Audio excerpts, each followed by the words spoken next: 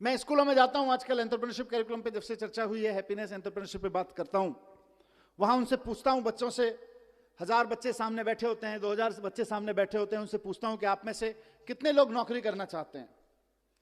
आप में से कई स्कूलों में आके मैंने ये प्रयोग किया है, 99.1%, 99.9% बच्चे तक कहते हैं साहब हम नौकरी करना चाहते हैं, असेंबली में बैठ के। मेरा सवाल हर जगह यही होता है, और आज भी मैं उसी सवाल के जवाब में एंटरप्रेन्योरशिप करिकुलम की बात करना चाहता हूं कि अगर हमारे स्कूलों से निकलने वाले 99.9, 100% बच्चे अगर नौकरियां ढूंढते रहेंगे तो फिर नौकरियां देने वाले कहां से आएंगे?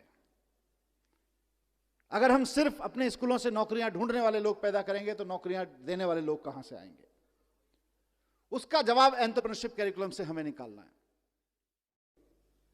हमारी अपनी प्रॉब्लम्स कितनी हैं? हमारी प्रॉब्लम्स हैं कि आज हमारे यहां लड़के लड़कियों को हम बहुत अच्छा पढ़ा के उनके हाथ में डिग्रियां दे रहे हैं, लेकिन उनकी बेचारों की स्थिति यह है कि देश के किसी भी कोने में अगर किसी सरकारी डिपार्टमेंट में चपरासी भी की नौकरी निकलती है तो पीएचडी, पोस्ट ग्रेजुएट, ग्रेजुएट लड़कों की लड़कियों की लाइन लगी होती है। 3-3, 4-4 हजार बच्चे उसके लिए अप्लाई करते हैं, लाखों लाखों लोग उसके लिए अप्लाई करते हैं।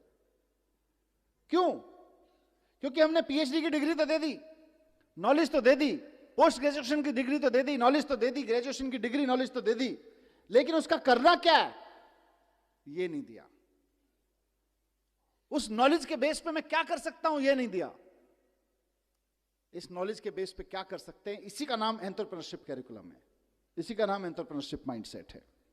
तो हमारे देश की सबसे बड़ी समस्या जो अनएम्प्लॉयमेंट है आज की तारीख में, उसका समाधान इससे निकलने वाला है।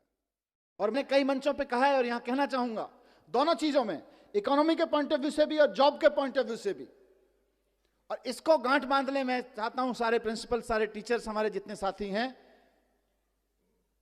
कि जिस वक्त हम देशभक्ति की बात करते हैं ना, कि जब दुश्मन की सेना सामने खड़ी हो तो देश के लिए जान देना देशभक्ति है, लेकिन जब बेरोजगारों की सेना सामने खड़ी हो तो देश के लिए नौकरियां देना देशभक्ति है।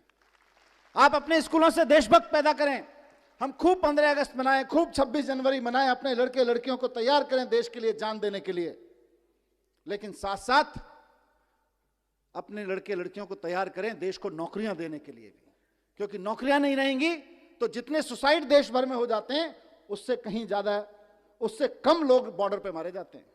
अगर आप बॉर्डर की बात करें तो अभी दुश्मन की सेना से जो खतरा है वो तो होता ही है, किसी भी मुल्क को होता है, लेकिन सबसे ज्यादा खतरा देश के नौजवानों को आज बेरोजगारी से है।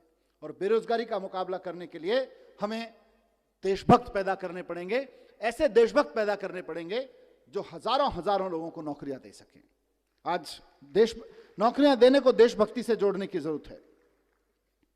एंटरप्रेन्योरशिप करिकुलम में हम सिर्फ बिजनेस करने की बात नहीं कर रहे, हम चाहते हैं कि बच्चे का डर निकले, हम चाहते हैं कि बच्चे के अंदर कुछ नया करने की, कुछ बड़ा करने की हिम्मत पैदा हो।